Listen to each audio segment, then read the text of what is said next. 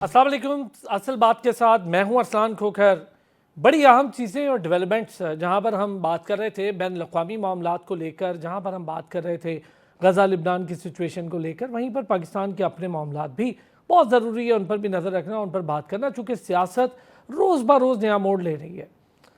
हमारे यहाँ एक चीज़ बड़ी इस समझ से बालातर है कि एहतजाज की सियासत इतनी ज़ोर पकड़ गई, लेकिन जब एहतजाज करने का मौका आता है तो उसके बारे में कोई हतमी ख़ास किस्म की राय या कुछ डायरेक्शन वो समझ में नहीं आती।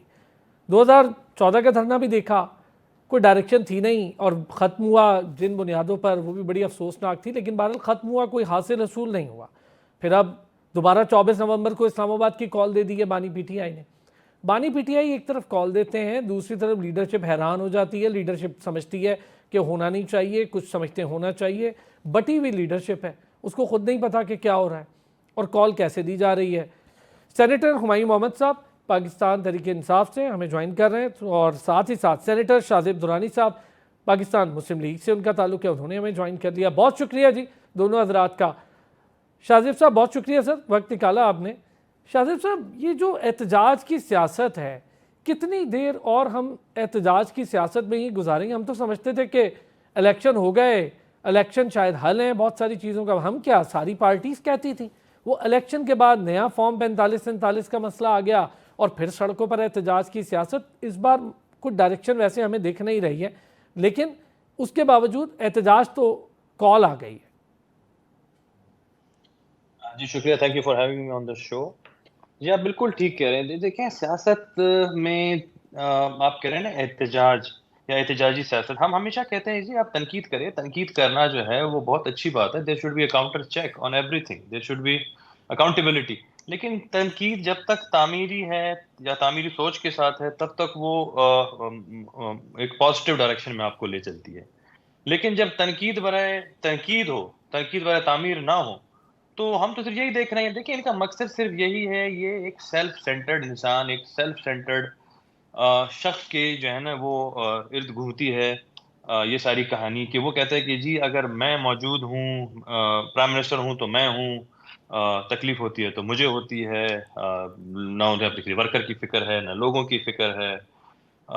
वो लोग उनसे जाके बात कर रहे होते हैं कि जी आप बताएं, हम एक एक पॉजिटिव आइनसाजी की तरफ जा रहे हैं। वो कहते हैं जी आप आइनसाजी को मारो गोली, मुझे कब निकाल रहे हैं मुझे बताओ। तो एवरीथिंग स्टार्ट फ्रॉम मैं टू मुझे। तो इस तरह की उसमें सियासत में आप क्या एक्सपेक्ट करेंगे कि ये क्या करेंगे, कहाँ जाएंगे? ये एक तो अदम बर्दाश्त ऑब्वियसली जो है ना, एक आप तरह पोलराइज कर रहे हैं। आप सिर्फ एक आप क्या जो है ना अपनी अगली जनरेशन को जो है ना वो कहाँ ले जा रहे हैं? इस वक्त आपके पास देखिए इतने बड़े ग्लोबल चैलेंजेस मौजूद हैं। क्लाइमेट चेंज आपका सबसे बड़ा एक इशू मौजूद है, टेररिज्म उससे बड़ा है। देखिए इस हकीकत से हम सब आशना है कि इस वक्त हम एक मेजर टेररिज्म के वेव से गुजर रहे हैं, जो मेरे, क्योंकि मेरा ताल्लुक उस सूबे से है तो मैं आपको ज़्यादा अच्छी तरह बता सकता हूँ कि ये it's a different and a greater wave than what previous waves have been. Okay. इस वक्त देखिए हमारे चैलेंजेस जो है ना वो बहुत बड़े हैं। तो लेकिन बजाय कि इस वक्त एक पूरी कौम की तरह हम इकट्ठे हों, खड़े हों, तो देखें जो बाइडेन भी जो है ना अभी रिसेंट इलेक्शन में वहाँ पे, तो उन्होंने भी अपनी डिफीट कबूल कर ली और उसके बाद आके उन्होंने कल उनके साथ ओवल में वहाँ पे व्हाइट हाउस में बैठ के उन्होंने हाथ भी मिलाया और उन्होंने कहा कि जी हम स्मूथ ट्रांजिशन की तरफ चलेंगे। जिस तरह का भी था वो किसी की नज़र में वो धांधली है, किसी की नज़र में वो ट्रू विक्ट्री है। लेकिन ये हर एक के अपना एक नजरिया है, एक अपना एक व्यू पॉइंट हो सकता है। वो किसी की नज़र में विलन है, किसी की नज़र में हीरो है।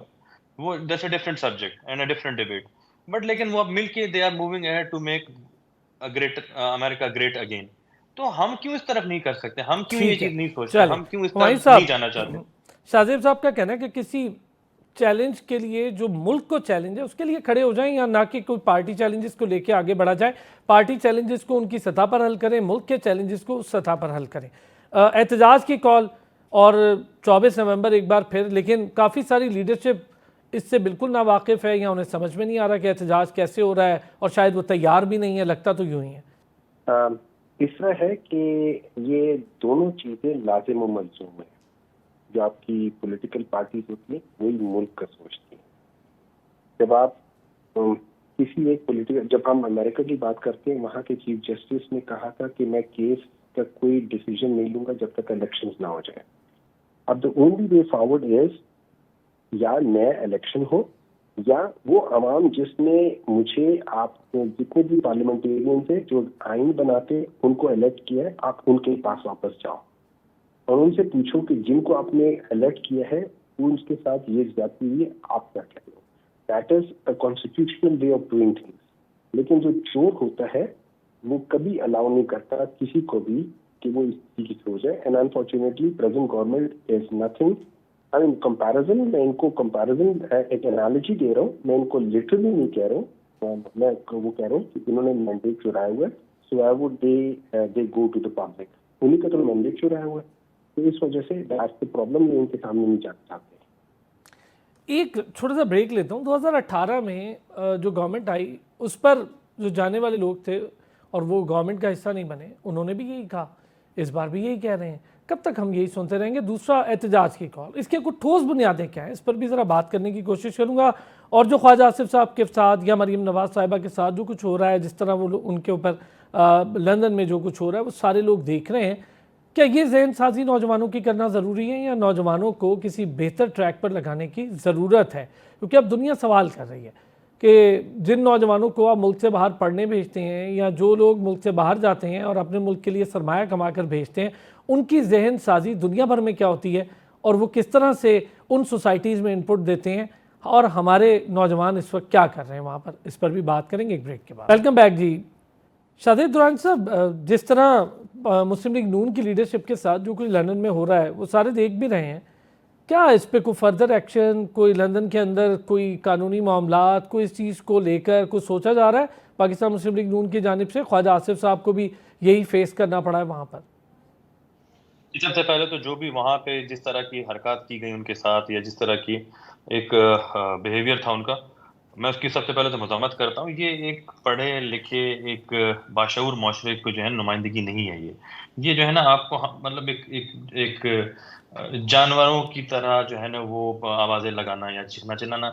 मैं यही सोच रहा था कि थोड़ी देर पहले कि हम हमारी सोसाइटी किस तरफ जा रही है और हम अपनी आने वाली जनरेशन को, जिसके ये सो कॉल्ड लीडर हैं, ये उन्हें क्या सिखा रहे हैं।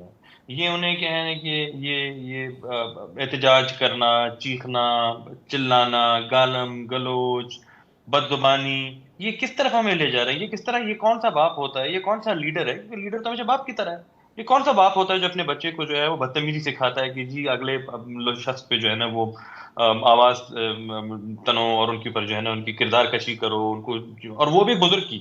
मतलब ख्वाजा आसिफ जो है ना 70 साल उनकी उम्र है। मियाँ साहब की भी कुछ 75-76 साल उनकी उम्र है। तो कौन जो है ना इस तरह के सिखाता है? आई डोंट नो ये किस तरह की तमीज है इनको सिखाई गई है घर में या इनको सिखाया जाता है। और जहां तक डॉक्टर साहब ने बात की अनकॉन्स्टिट्यूशनल एक्ट की या बिहेवियर की, तो मैं इनके मादर से, वो डॉक्टर साहब जो है ना वो बड़े भाई भी हैं, उम्र भी उनकी मुझसे बड़ी है, लेकिन मैं इनसे कहूंगा कि कॉन्स्टिट्यूशन की बात ये ना करें एटलीस्ट। मतलब वो जो कासिम सूरू की रूलिंग थी, क्या वो कॉन्स्टिट्यूशनल थी? या जो 2018 के इलेक्शंस थे वो क्या आइन के तहत किए गए? या जब आपने वोट ऑफ नो कॉन्फिडेंस खत्म करते वक्त जो है जब वो कर रहे थे आप, तो आपने आईएमएफ जो प्राइसिंग आपने गिरा दी थी सारी फ्यूल्स की, क्या वो कॉन्स्टिट्यूशनल था? या उसके बाद जब वो शौकत तरीन साहब की कॉल थी जिसमें वो कह रहे थे at the cost of national interest कि जी आप जो है ना वो आईएमएफ को लेटर लिख देंगे, जी हमसे नहीं होता। देखें, अपने घर के मसाइल को अपने घर में रहने दें। आप घर के मसाइल के जो हमारे इंटरनल इश्यूज हैं उनको इंटरनल रहने दें। आप not at the cost of nation and national interest, कि जिसमें आप कह रहे हैं कि जी आईएमएफ के प्रोग्राम को फेल होने दो। ये देखिए कितना बड़ा डिजास्टर है ये, कि ये इसकी आप अपने आईएमएफ के प्रोग्राम को फेल, इससे अफेक्ट कौन होगा? अवाम आपकी, आप जिसकी नुमाइंदगी कह रहे हैं। जैसे आप जब आप कहते हैं कि जी हम सबसे बड़ी पार्टी है, तो आप तो उसको नुकसान चाह रहे हैं। आप क्या फायदा चाह रहे हैं उनका? आप चाह रहे हैं कि वो और गुर्बत की लकीर के नीचे दबे, उनके ऊपर और कर्जा चढ़ जाए। और ये सारे फेलियर्स उनके थे। अल्हम्दुलिल्लाह अल्हम्दुलिल्लाह आज आप देखें कि वो 16 महीने गुजरने के बाद आज जब ये हुकूमत आई है तो चीजें राइट डायरेक्शन में जा रही है। कल आपके आईएमएफ की जब मीटिंग हुई है तो उन्होंने कहा है कि जी वो मुतमईन है इन सारी चीजों से, और ना कोई नया बजट आएगा, ना कोई टैक्सेशन उसके ऊपर लगेगी, ना मजीद जो है ना वो लोगों को जो है ना वो तंग किया जाएगा, और एक पॉजिटिव डायरेक्शन में जा रहे हैं। आपकी जो स्टॉक एक्सचेंज है वो ऑलमोस्ट 95,000 को जो है वो पॉइंट्स को टच कर रही है। आपके ट्रेड जो है ना वो डेफिसिट कम हुआ है, आपके रिजर्व जो है ना बढ़ रहे हैं। तो we are moving in a positive direction.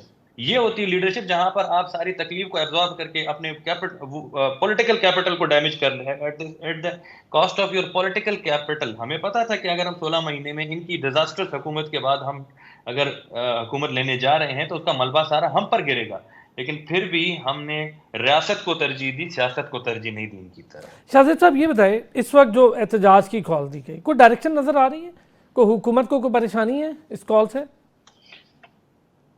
Hasan साहब ये देखें, ये जो है ना वो हमेशा इंग्लिश में टर्म यूज करते हैं हेडलेस चिकन। ये तो ऐसे ही है जैसे, मतलब आप ये बताएं तो खुद कंफ्यूजन का शिकार है। पहले तो मुझे ये बताएं कि इनको लीड कौन कर रहा है, क्या वो गौहर खान साहब हैं, चाहे क्या वो मरवत साहब हैं, क्या चाहे वो अलीमा खान साहिबा हैं, या वो उमर अयूब साहब है? क्योंकि जो शख्स आता है वो एक अलग बयान देता है और एक अलग डायरेक्शन होती है उनकी, और वो खुद ही ये सब कंफ्यूज। मैं हमेशा से कहता रहा हूँ हर शो में कि ये कंफ्यूज्ड कल्ट है, और ये हकीकत ये प्रूव होती जा रही है। आए दिन आप ये देखेंगे कि ये कंफ्यूज्ड कल्ट है।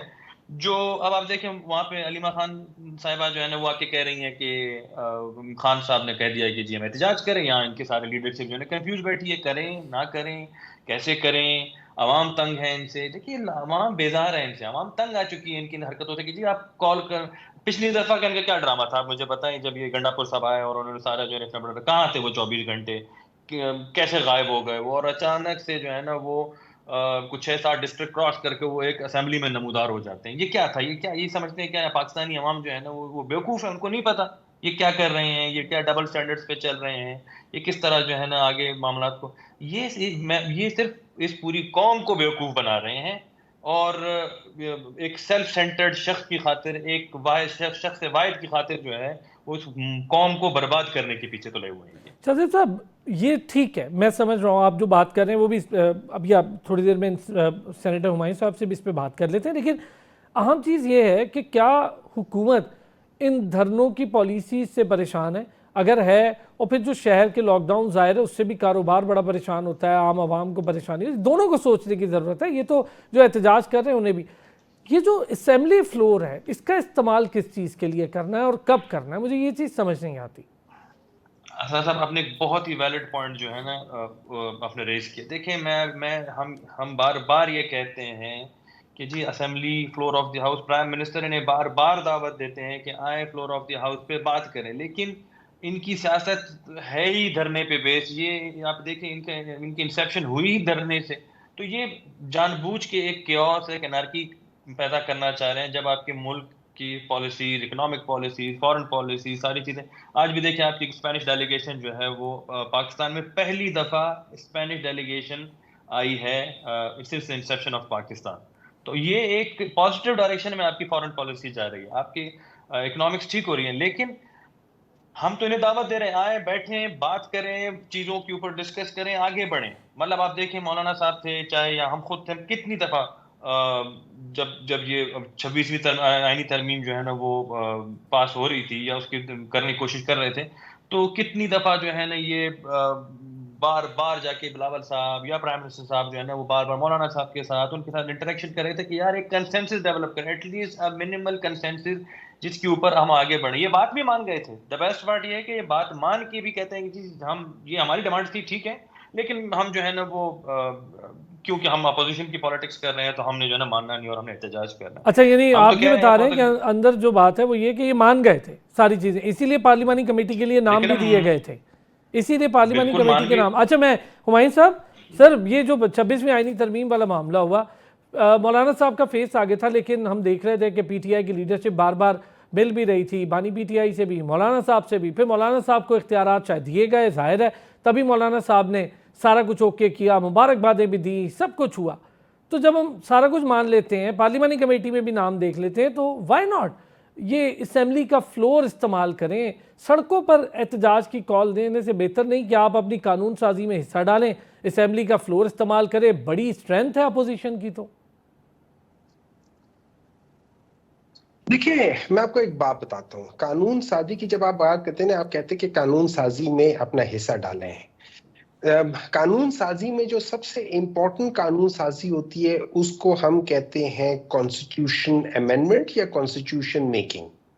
कॉन्स्टिट्यूशन अमेंडमेंट या कॉन्स्टिट्यूशन मेकिंग जब कोई पार्टी या कोई गवर्नमेंट 2 हफ्तों में, 10 दिनों में, या कह के 25 से पहले पहले करना है, या काजी फाइज ईसा अगर ना होते तो ये कानून साजी ना होती, जब इस किस्म के बयानात हम सुनते हैं तो इसका मतलब ये है कि कानून साजी प्रॉपर तरीके से नहीं हुई। जब पार्लियामेंट में हुमायूं उसके ऊपर साहब इसमें डिबेट ऐड नहीं करेंगे होती। एक छोटी सी चीज़ और सर। आप मैंने खुद तमाम दोस्तों से पीटीआई की बात भी की, उनका ये ख्याल था कि काजी फाइज ईसा साहब को मंजर से हटा दें तो बहुत सारी चीज़ें मान लेंगे। काजी फाइज ईसा साहब ने तो अपनी एक्सटेंशन ली नहीं, कंटिन्यू किया नहीं, वो चले गए, नए चीफ जस्टिस आ गए, कंसेंसस से आ गए, उस पार्लिमानी कमेटी में भी मौजूद थे पीटीआई के लोग। फिर कैसा ये मामला है जो मुझे समझ नहीं आ रहा, थोड़ा सा समझा दें। अगर आप मुझे थोड़ा सा टाइम देते सर तो मैं पूरा आपको टाइम समझा दें दूंगा। इस जी। तरह है, देखें, इस तरह है कि काजी फाइज ईसा साहब एक ऐसी पोजीशन पे बैठे होते हैं जहां पे सारे फैसलों का दारोमदार उस इंस्टीट्यूशन के साथ है। अगर वहां पे जो जब बंदा बैठा हो और वो ये कहना शुरू कर दे कि if you cannot take the heat don't come to the kitchen, That's very wrong message that you are getting। और उसके बाद फिर आप ये कहना शुरू कर दें कि जब उस पे सवालात किसी एक चीज पर आपके आने शुरू हो जाए तो आप उसके ऊपर लोगों को झड़कना शुरू कर दें। ये सारी चीजें, अच्छा, उस चीज को भी बिठा दें। फिर आप अपने मतलब के लिहाज से आप प्रोसीजर का जो एक्ट है, प्रैक्टिस एंड प्रोसीजर का एक्ट, पहले 2 महीने पहले एक आता है, फिर उसके बाद 2 महीने बाद, जस्ट बिकॉज के काजी फाइज ईसा साहब is not comfortable with the 2 senior most जजेस एज पर द इनिशियल जो है, तो फिर आप उसको चेंज कर लेते हैं कि काजी फाइज ईसा अपने मतलब का किसी बंदे को ले आए। ये चीजें जब हम देखते हैं और उसके लिहाज से जो कुछ हुआ है पूरी दुनिया के सामने, अब आपका हम मतलब उससे है कि आगे जो नए चीफ जस्टिस हैं वो काजी फाइज ईसा साहब की ईमा पर हैं? नहीं नहीं नहीं, आप सुनते जाए। जो नए चीफ जस्टिस साहब हैं उसके बारे में मौलाना फजल रहमान साहब के बयानात हैं, और इवन बिलावल भुट्टो साहब के बयानात हैं। बिलावल भुट्टो साहब ने ब्रिटिश वो क्या कहते हैं, बीबीसी को, ब्रॉडकास्टिंग कंपनी को, उन्होंने इंटरव्यू देते हुए कहा कि मुझे भी नहीं पता था मुझसे के justice Mansoor Ali Shah which was the puny जज, सीनियर मोस्ट जज, would not become the chief justice. मौलाना फजल रहमान ने कहा था कि उनका एश्योरेंस दी गई थी बिलावल भुट्टो साहब की तरफ से कि उन चीफ जस्टिस को नहीं बदलेंगे। देखें, जस्टिस जो याया अफरीदी साहब हैं, he is an very eminent जज as oppose to many other जजेस, जिनके बारे में मैं थोड़ा सा कमेंट भी कर लूंगा बाद में। लेकिन ये थे कि अगर हम इस वक्त देखा जाए तो पाकिस्तान में जस्टिस याया अफरीदी साहब के 6 साल रहते थे कि वो अपने जो फैसले हैं वो कर सके। इस फैसले के बाद उसको हमने कम करके 3 साल कर दिया है। उससे पहले Justice Mansoor Ali Shah, he is the only international jurist in Pakistan, the only international jurist in Pakistan as we speak today.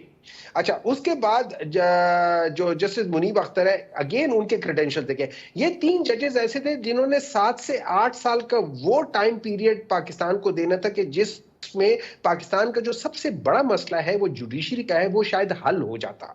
हमने उस 7-8 साल के पीरियड को कम करके 3 साल में कर दिया है। और हमने क्या किया है, हमने जो आईनी बेंच बनाया है, उस आईनी बेंच का जो हमने हेड चुना है, उसने अपने टेन्योर में एक भी आईनी केस कभी नहीं सुना। ठीक है, आपका एतराज ये है, मैं जरा इस पर कर लेता हूँ सर, इस पर बात कर लेता हूँ, एक ब्रेक लेता हूँ। वहीं साहब आपसे ही शुरू करूंगा सर, आपसे ही शुरू करूंगा, आपको पूरा टाइम दूंगा, मैं आपसे ही शुरू करता हूँ, एक ब्रेक लेता हूँ, वापस आते हैं ब्रेक से, जरा समझने की मजीद कोशिश करते हैं। वेलकम बैक जी। अच्छा, मैं शाजिब साहब आपके पास आता हूँ। पहले हुमायूं साहब से, चूंकि हमने कहा था कि पहले वो जरा कुछ फरमा रहे थे, उसको भी पूरा कर लें, लेकिन हुमायूं साहब शॉर्टली ये भी बताएं, जिस किस्म की ज़बान का इस्तेमाल नौजवान कर रहे हैं बाहर, और ख़ास तौर पर यूके जाते हैं, वहाँ पर हम देखते हैं, ये आप समझते हैं जहन साजी नौजवानों की करना ठीक है?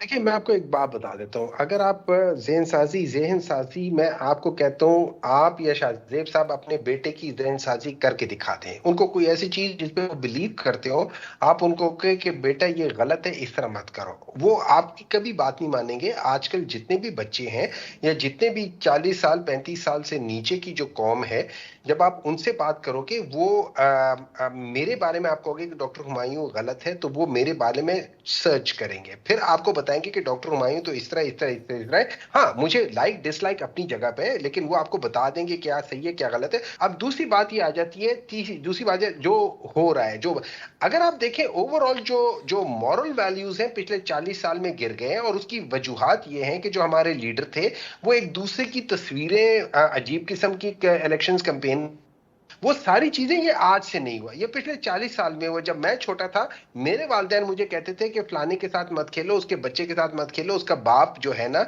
वो स्मगलर है या ये है वो है। आज जो स्मगलर होता है हम उसके साथ तस्वीरें, उसके पास पैसा होता है, और आजकल पैसे की इज्जत है, आजकल लोगों की इज्जत नहीं है, आजकल पैसे की इज्जत है। जिसके पास जितना ज्यादा पैसे है वो उतना बड़ा इज्जतदार है। हालांकि और यही वजह है कि आप टिकटॉक में देख लें, आप देख लें कि इस वक्त पाकिस्तान सबसे ज्यादा कौन से वेबसाइट्स पे जा रहा है। आप ये देख लें कि हम लोगों का ओवरऑल रुझान किस तरफ है। अगर आप जब इन सब चीजों को देखेंगे तो आपको पता चलेगा पाकिस्तान के अंदर मॉरल डिग्रेडेशन बहुत ज्यादा हो गई है।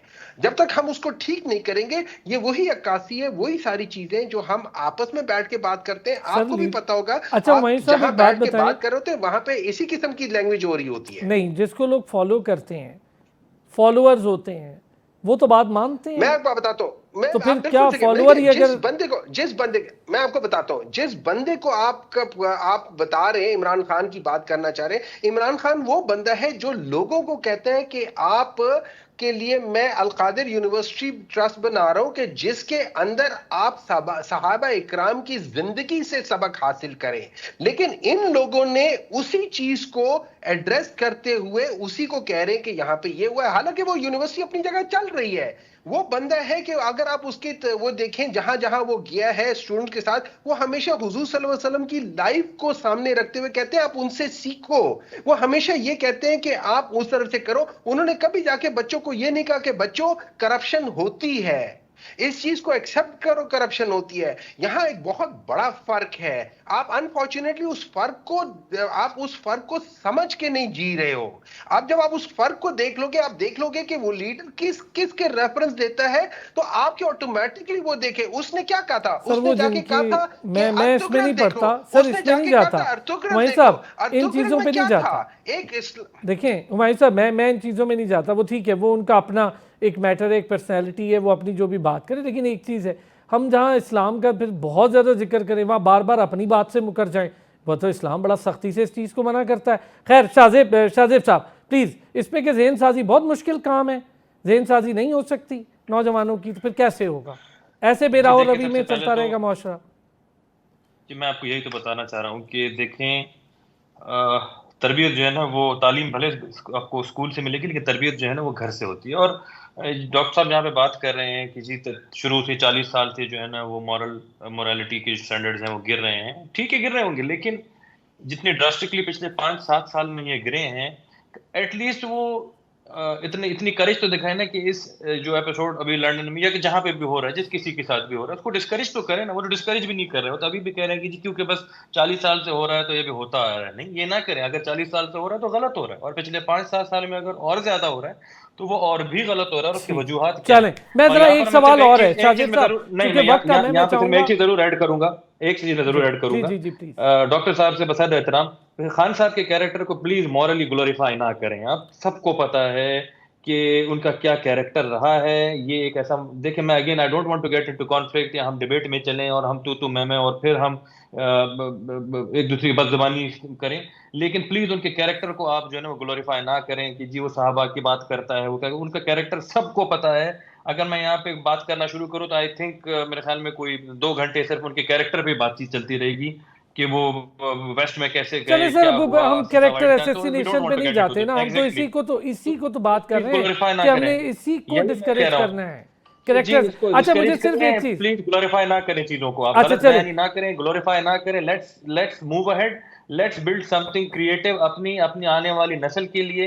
And why don't we sit together कि यार अगर हमें एक प्रॉब्लम का पता है, यू आर अ डॉक्टर, तो डॉक्टर तो सबसे पहले डायग्नोसिस करते हैं किसी भी इशू का और then they suggest treatment. Okay sir Shahzeb साहब, हुई है, एक चीज हमें डायग्नोसिस हुई है कि ये एक प्रॉब्लम है, हम बैठ के क्यों हल की तरफ नहीं जाते? व्हाई डोंट अच्छा, वी हम सिट वैसे एंड जब से ड्राफ्ट अ पॉलिसी? सर 3-4 सालों से ये एक ही डिबेट चल रही है हमारी पॉलिटिक्स में, कोई ऐसी जो बड़ी हम बेहतर बात कर सके उससे हमेशा रह जाते हैं इस डिबेट पे। पता नहीं क्यों हमारे हमारे पॉलिटिकल सिस्टम में यही डिबेट चलनी मैं चाहिए, वो यही गलत तो तो चाह ये रहा हूँ गलत तो कि ये सही तो आगे वो गलत तो ऐसे। अच्छा शाहजेब साहब, एग्जैक्टली छोटी सी चीज़ सर, क्या मौलाना साहब जो क्लेम कर रहे हैं मेरा कोई किरदार नहीं है बानी पीटीआई की रिहाई के लिए, ये बात दुरुस्त है? चूंकि आप लोगों के बड़े अच्छे ताल्लुकात हो गए मौलाना साहब से तरमीम के बाद। जी देखिए, मौलाना साहब के साथ कोई हमारी इस तरमीम के बाद ताल्लुक नहीं है। अगर आपको पता चले, ये कोई उनके वालिद से भी और कोई 40 साल पुराना जो है ना ताल्लुक है। सियासत में ऊंच नीच होती रहती है, कभी आपके इंटरेस्ट जो है वो अलाइन हो जाती हैं, कभी आपके इंटरेस्ट जो है वो अलग हो जाते हैं। बट दैट डजंट मीन कि आपकी दोस्तियां या आपकी जो है ना एक ताल्लुक जो है ना वो खत्म हो जाता है। हाँ, 16 महीने में मौलाना साहब हमारे साथ थे, पीडीएम के सरबराह थे, पीडीएम को उन्होंने बहुत अच्छी तरह लीड किया। अभी भी उन्होंने एक बड़ा कलीदी किरदार अदा किया 26वीं तरमीम में, और उन्होंने ठीक है, कंसेंसस डेवलप करने की कोशिश की। तो तो यानी आपके ये मुताबिक ठीक कहना कह कि रहे हैं जी वो मौलाना साहब, आपके मुताबिक मौलाना साहब ठीक कह रहे हैं? जी बिल्कुल, वो देखिए मौलाना साहब ओके, अपने बयान के लिए मैं जिम्मेदार भी मैं हैं, और सर वो चूंकि कह रहे हैं, वक्त वो कम है ना, जिम्मेदार। ये सेम चीज़ चूंकि पीटीआई को रिप्रेजेंट कर रहे हैं वहीं साहब, सर मौलाना साहब ठीक कह रहे हैं? वो कह रहे हैं मेरा कोई किरदार नहीं है ऐसा।